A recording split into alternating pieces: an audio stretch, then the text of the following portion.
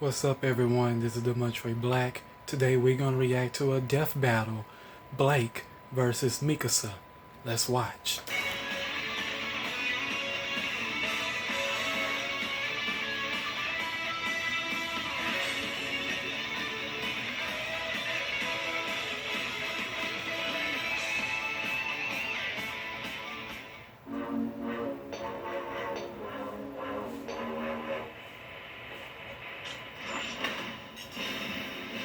Blake Belladonna, the feline huntress from Ruby. And Mikasa Ackerman, the giant killing scout from Attack on Titan. These two reluctant heroes are fighting for a better world. What'll happen when they go toe-to-toe to see who's the swingiest and the cuttiest? He's Wiz and I'm Boomstick. And it's our job to analyze their weapons, armor, and skills to find out who would win a death battle. Those who make peaceful revolution impossible will make violent revolution inevitable. I wonder if JFK was thinking about anime cat girls when he said that. Despite the world of Remnant being home to a plethora of magical beings, the Faunus were subject to discrimination from humanity. That's so dumb. How can humans be racist against Faunus? Aside from looking slightly different, they're basically exactly the same. Oh, I get it. For most of her youth, Blake Belladonna worked with the Faunus activist organization, the White Fang. But when her parents expressed concern at its growing violent tactics, she ran away to join them fully. Yeah, Ginger Kylo Ren's influence was making it all cat girl supremacist-y. Believing the Faunus deserved to rule the world instead of humans, Adam Taurus turned the White Fang into a terrorist organization, with the young, impressionable Blake in tow. Now Blake got to put her superhuman Faunus abilities to the test as a guerrilla fighter. She's not a gorilla, Wiz. She's clearly a cat. You'd think it. That's not what As a clearly cat Faunus, Blake's got superhuman strength, speed, and endurance. She can see in the dark and even pick up on sound regular humans can't hear. Blake has also unlocked her aura, the manifestation of one's soul. Similar to the Eastern concept of chi, Blake can use her aura to passively withstand intense damage. Though if it's overtaxed, she will be as defenseless as any ordinary human. Her aura survived this huge flying monster called the Nevermore crashing into her twice. Measuring the size of the Nevermore compared to the stone structure it shattered, we can gauge it had to have fragmented over 2,000 cubic meters of rock. That means Blake's aura ate over 4 tons of TNT without even breaking. I guess you could say she, sold it. Eh? Eh? Don't try that again, or I'm gonna have to cut you. The sword as sharp as Campbell's shroud. It's everything you could ever want in a sick anime combo weapon. Part katana, part Kasurigama, and it wouldn't be Ruby if it wasn't part gun. Hell, its sheath is a sword too. That's just showing off, and I like it. The 96-meter-long elastic ribbon attached to the katana's hilt lets Blake use Gamble's shroud as a grappling hook for maneuverability and creative attacks. An invaluable asset for the White Fang and her new boyfriend. Well, until he threatened to blow up a bunch of innocent people. Now, instead of a bad boy, he's just a boy. That is bad. Horrified, Blake turned her back on Adam and the White Fang, and for the second time in her life, she ran away. Like running away is her superpower. In a sense, it is. Blake's aura allows her to manifest a unique ability, or semblance, called Shadow. Born from her desire to escape, Blake can create a brief, intangible clone for deception, evasion, or even to propel herself through the air. They can even combine them with different kinds of dust, which is basically magic gunpowder. Fire dust clones will explode on impact, while ice will freeze you solid. So once she runs out of aura, that's it for her semblance too. Wiz? Buddy? Man, I killed him. And it wasn't even on purpose! Don't worry, just some biological cloning. It's a hobby. Don't ask if I'm the original. I genuinely don't know anymore. Alone again, Blake lacked purpose and a place to call home. Until she reached Beacon Academy. There she learned to be a huntress, a soldier of peace sworn to protect the land from monsters and any that would do it harm. And she wouldn't do it alone. Blake would join up with fellow huntresses in training, Weiss Schnee, Yang Xiaolong, and Ruby Rose to make Team Ruby with a W. She didn't just find teammates, but friends as well. Feelings gross. Don't worry, the power of friendship didn't get in the way of her kicking some ass. In fact, it made her even better at it. She's defeated the gangster Roman Torchwick, the kaiju-sized Si Fei Long, and the assassins Mercury and Emerald, and they can dodge natural lightning. Comparing the distance they traveled relative to the lightning bolt, we can determine they were moving over 26,000 meters per second, nearly 80 times the speed of sound. She even managed to stand up to Adam, and all his mom just doesn't understand energy with the help of a new, way less toxic partner. So long, you abusive a-hole! No easy feat considering Adam was strong enough to pulverize this massive spider droid with his moon slice, a feat worth over 4 tons of TNT. Not too bad for a bootleg Virgil, and Gamble Shroud could take hits like that over and over before breaking. Despite her troubled past, Blake would never stop fighting for a better, more peaceful, more equitable world. She was done running. With her friends at her side, she would face the future head on.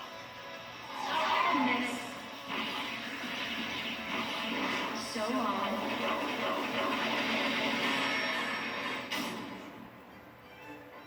Welcome to Scenic Shiganshina. Enjoy the rustic medieval architecture, party populace, and oh yep, that can't be good. Cowering behind enormous walls, the last remnants of humanity were driven to near extinction by the arrival of the monstrous Titans. Despite that, little Mikasa Ackerman lived a happy, normal life until her parents were brutally murdered in front of her. But never fear, she reversed the shit out of those assholes with the help of Eren Yeager, another pint-sized psychopath in training. Adopted by Eren's parents, Mikasa and Eren somehow lived a happy, normal life. Until all their friends and family were brutally murdered by Titans. I'm sensing a pattern here. With barely anyone in her life lasting longer than a 25-minute episode, Mikasa became Eren's guardian angel. Certainly a valuable asset to Eren, who devoted his life to exterminating the Titan threat. Together, they joined the military and got their hands on some sweet Titan slaying gear, the Vertical Maneuvering Equipment, or UMI. Also known as Omnidirectional Movement, or ODM gear in the anime, it allows Mikasa to fight the towering Titans at their own level. ODM gear comes with two 20 to 30 foot long iron wire spears she can separately aim and shoot that'll hook into any surface. They'll allow her to swing around like a steampunk Spider-Man. She can zoom through the air and change directions on a dime with a special fan on her back that fires pressurized gas. Farting. That's called farting, Wiz.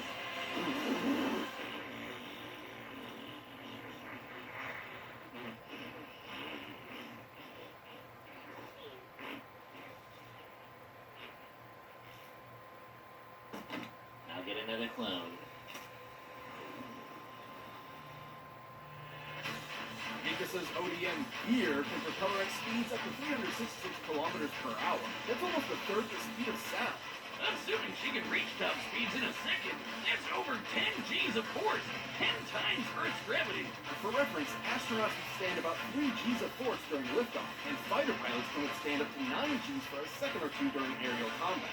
Even just 6 G's for a sustained period of time can be fatal for a human being, but Mikasa can survive almost twice that much and fight giant monsters at the same time. That insane speed makes her especially deadly when she whips out her special Titan-slashing swords made of ultra-hard steel. And that's exactly the term I'd use to describe myself after watching what they can do to a Titan. Despite their name, they're rather fragile, at least relative to the super tough Titan skin they have to repeatedly cut. So Mikasa carries a set of 12 that she can easily dispose of and replace mid-combat. Yeah, that kind of became a problem when some super intelligent Titans started sporting crazy tough armor. That's when Mikasa breaks out the big guns, the Thunder Spears.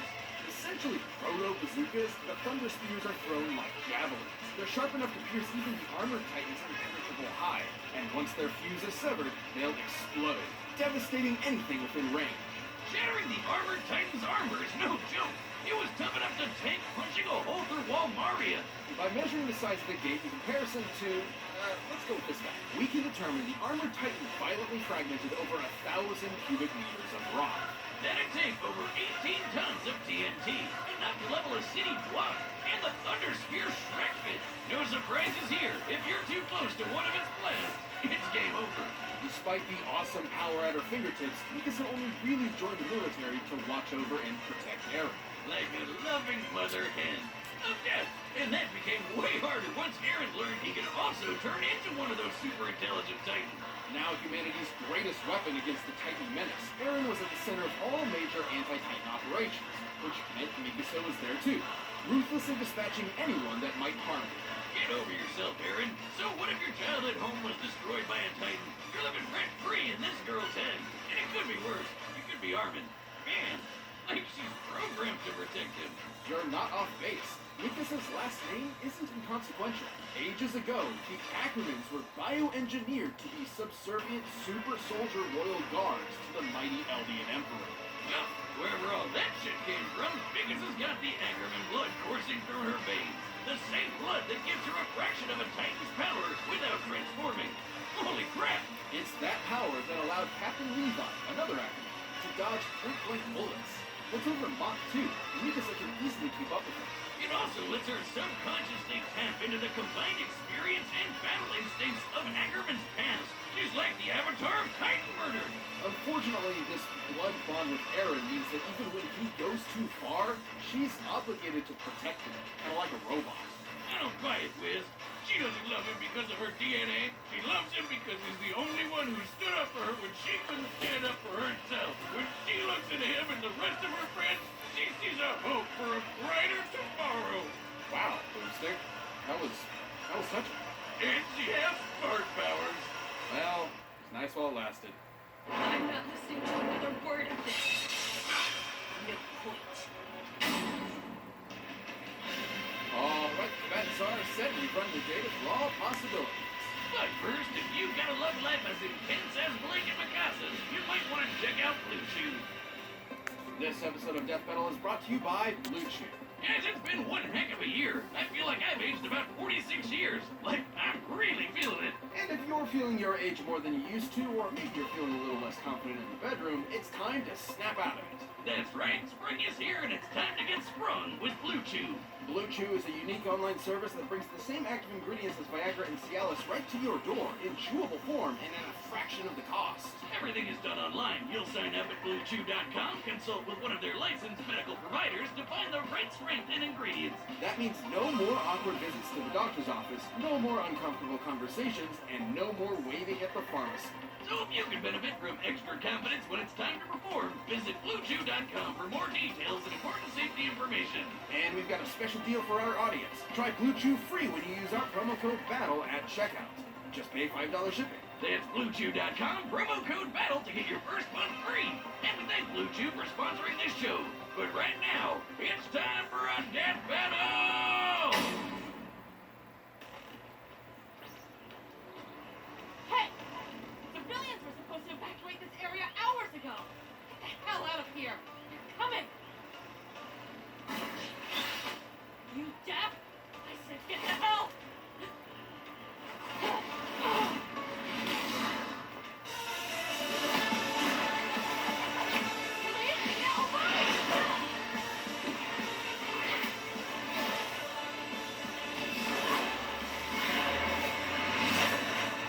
Those 2 sets of ears? She must have 4 times the hearing.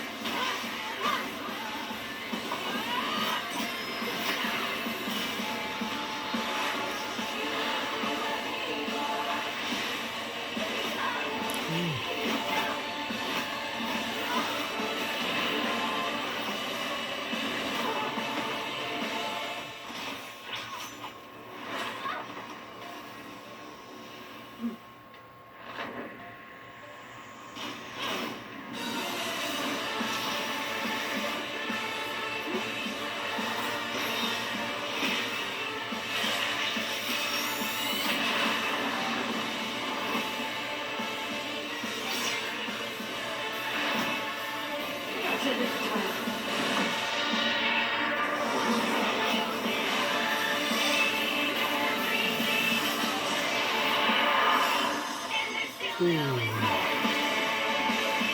Nice.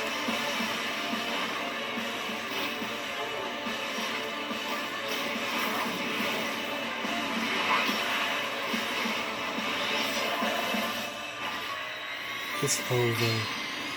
KO.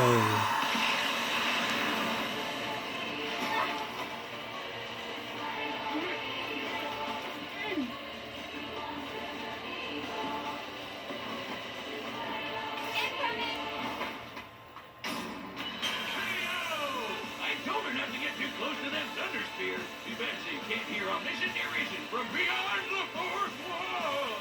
Despite Mikasa's overwhelming and frankly terrifying tenacity, Blake's varied arsenal and powers gave her a clear edge. The ODM gear allowed Mikasa to keep up with Gamble Shroud's agility, but in terms of offense, Mikasa was kind of a one-trick pony. And that's especially compared to the Swiss anime knife that is Gamble Shroud, which can stretch 10 to 16 times longer than either of Mikasa's cables. Blake's variety of shadows she could spam at will kept Mikasa guessing, and her aura allowed her to survive any attack that could land. To be fair, the Thunder Spears were a different story, and were powerful enough to shatter Blake's aura. The aura could survive around 4 tons of TNT, while the Spear's explosion could dish out over 18. But Blake's far greater speed made her nearly impossible to consistently hit. While Mikasa could keep up with characters that can dodge bullets, Blake could keep up with characters that can dodge lightning. In this case, nearly 40 times faster than Mikasa. And those Thunder Spears are meant for big, slow titans, not human opponents, so it's unlikely she'd ever get a solid hit in with one. In that same sense, Mikasa's Ackerman heritage couldn't save her either. It may give her generations worth of combat experience, Avatar style, but almost all of it was against titans, not upon his hunters like Blake, who has powers the Ackerman family has never seen before. Coupled with her ODM gear's limited fuel supply and breakable swords, Mikasa just couldn't end the fight before her own options ran out. Mikasa had guts, but Blake's speed, versatility, and sick anime combo weapon gave her the edge. It may have been a gamble, but Blake had the spirit to win without a shadow of a doubt. The winner is Blake Belladonna. If you like the death battle, give a thumbs up. I'll see you on my next reaction. This has been the Montre Black. Peace.